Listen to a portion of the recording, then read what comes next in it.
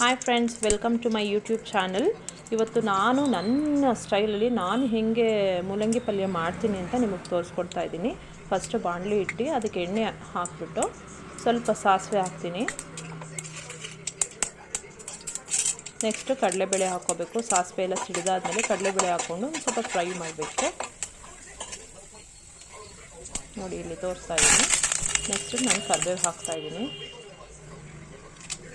ಆಮೇಲೆ ನೆಕ್ಸ್ಟು ನೀವು ಒಣಮೆಣ್ಸಿನ್ಕಾಯಿ ಹಾಕ್ಕೋಬೇಕು. ಖಾರಕ್ಕೆ ತಕ್ಕಂತೆ, ನಿಮ್ಮ ಖಾರಕ್ಕೆ ತಕ್ಕಂತೆ ನಿಮ್ಗೆ ಎಷ್ಟು ಬೇಕೋ ಅಷ್ಟು ಹಾಕ್ಕೋಬೋದು, ಯಾಕಂದರೆ ಮೂಲಂಗಿನೂ ಸ್ವಲ್ಪ ಖಾರ ಇರುತ್ತೆ. ಆಮೇಲೆ ನೀವು ಈರುಳ್ಳಿ ಹಾಕ್ಕೋಬೇಕು. ನಾನಿಲ್ಲಿ 1 ಬೌಲಷ್ಟು ಹಾಕ್ಕೊಂಡಿದ್ದೀನಿ ಈರುಳ್ಳಿ. ನಿಮ್ಗೆ ಎಷ್ಟು ಬೇಕೋ ಅಷ್ಟು ನೀವು ಹಾಕ್ಕೋಬೋದು. ನಾನು ಒಂದು ಚಿಟಿಕೆ ಅರಿಶಿನ ಹಾಕ್ತಾಯಿದ್ದೀನಿ.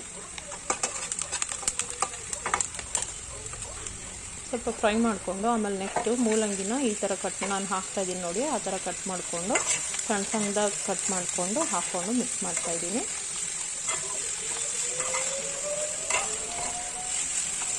ನೀಟಾಗಿ ಮಿಕ್ಸ್ ಮಾಡಿಕೊಡಿ.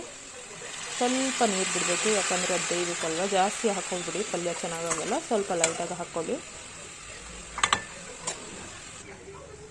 ಆಮೇಲೆ ಒಂದು ಮಿಕ್ಸಿ ಜಾರ್ ತೊಗೊಂಡು ಸ್ವಲ್ಪ ಜೀರಿಗೆ, ಕಡಲೆ ಬೀಜನ ಹುರಿದು ಆರಿಸಿ ಹಾಕ್ಕೋಬೇಕು.